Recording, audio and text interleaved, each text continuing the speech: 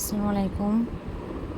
আজকে কিছু কিছু আপুদের একটা প্রশ্ন প্রায় এই কথাটা শুনতে পাওয়া যায়, তাই একটা প্রশ্নের উত্তর নিয়ে এলাম যে কুশন কাভারের পেছনে আমরা কি কাপড় বা কিভাবে ব্যবহার করি।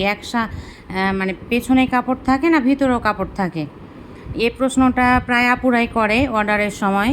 তাই সে আপুদের জন্য আমার এই ছোট্ট একটা ভিডিও।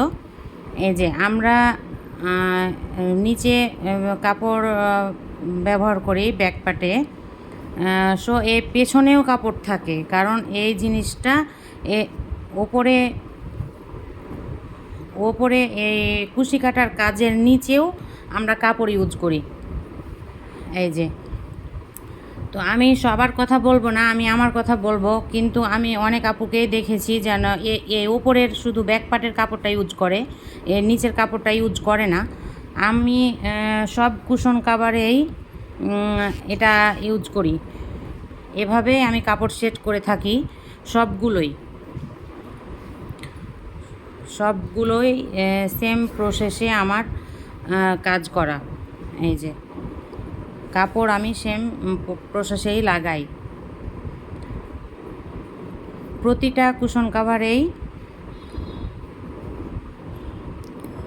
সেমভাবে আমার কাপড়, মানে কাস্টমার পছন্দ অনুযায়ী পেছনের কাপড়টা কি কালার নিবে বা কেমন চাচ্ছে সে অনুযায়ী। তবে এই জিনিসটা আমি নিজে থেকে বা ভালো হবে, ভালো যেন হয়, সেক্ষেত্রে আমি এভাবে ইউজ করি, যেন ওপরে নিচে দুই পাটেই থাকে।